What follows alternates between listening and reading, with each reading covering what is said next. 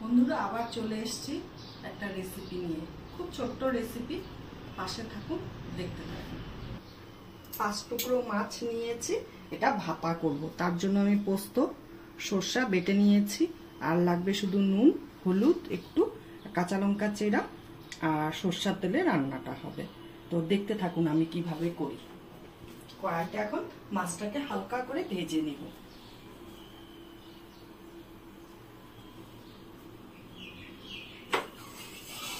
হয়ে গেছে, আমার তেল গরম হয়ে গেছে, পুরো ধুয়ে উঠছে। আমি এখন মাছগুলো এক এক করে ছেড়ে দিচ্ছি।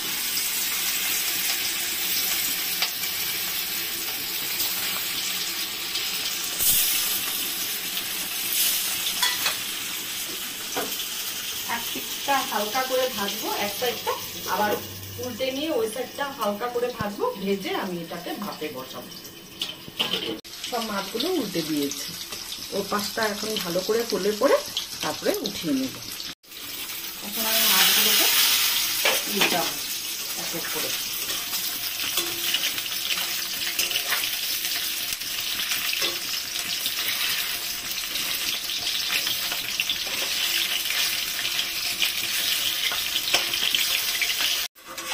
ডিপ ফ্রাই করবো না, এইভাবেই মাছগুলোকে এখন আমি তুলে নিব।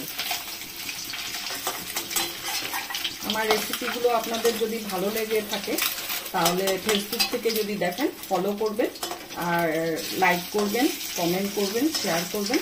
আর যদি ইউটিউব থেকে দেখেন তাহলে সাবস্ক্রাইব করবেন আর পাশে দেওয়া বেল আইকনটা প্রেস করবেন।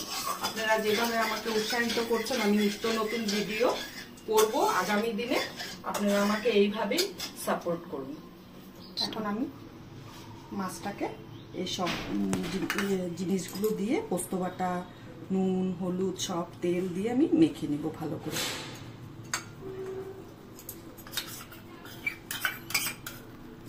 এটার মধ্যে একটু সাদা শস্য আর আধা চামচেরও কম কালো শস্য দিয়েছি, আর একটা লঙ্কা দিয়েছি বাটার সময়।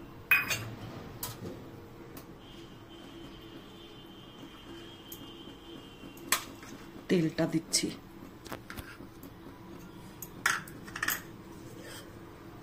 নুন যার যার বাড়িতে যেমন পরিমাণ নুন খান সেই পরিমাণেই নুনটা দেবেন। আর হলুদ খুব সামান্য লাগে ভাপায়, বেশি হলুদ লাগে না।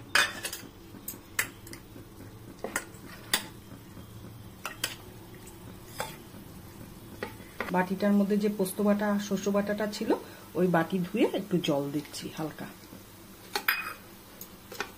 মাছটা কিন্তু বেশি কড়া করে ভাজবেন না। আমার তো লোক নেই, তাই আমি 5 টুকরো মাছ করছি, আমরা 2জন লোক। তো আপনাদের যেরকম লোক সেরকম অনুযায়ী আপনারা মশলাটা ইউজ করবেন। আর হলুদটা আপনাদের খুব কম পরিমাণেই লাগবে, বেশি পরিমাণে হলুদ দেবেন না। কাঁচা লঙ্কা চেরা, কাঁচা লঙ্কাটা দিয়ে ঢাকনা আটকে দেব।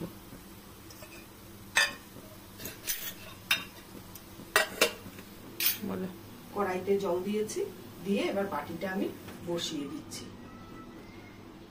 উপর থেকে একটা চাপা দিব। এখন 15 মিনিট আমার সেদ্ধ হবে মাছটা, তারপরে নামিয়ে আপনাদেরকে দেখাবো কেমন হয়। দারুণ টেস্ট হয়, করে একবার খেয়ে দেখবেন।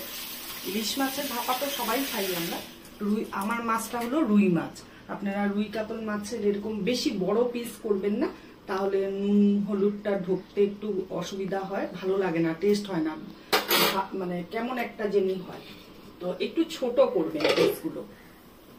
আর নিত্য নতুন ভিডিও দেখার জন্য আমাকে সবাই সাপোর্ট করুন। এইভাবে আমি প্রত্যেকদিন একটা না একটা নিত্য নতুন ভিডিও করার চেষ্টা করব। আর আমরা 2 দিবি। মাছ ভাপেটা হয়ে গেছে, এখন নামিয়ে নিচ্ছি, আপনাদেরকে নামিয়ে দেখাচ্ছি কেমন হয়েছে।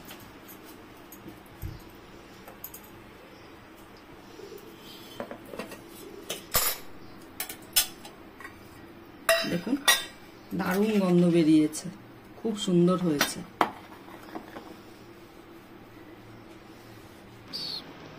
আজকের জন্য ভিডিওটা এখানেই শেষ।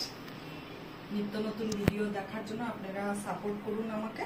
আর হলো গিয়ে যদি রেসিপিটা ভালো লেগে থাকে তাহলে তো জানেনই, লাইক, শেয়ার, কমেন্ট এটা করবেনই। তো আজকের জন্য টাটা।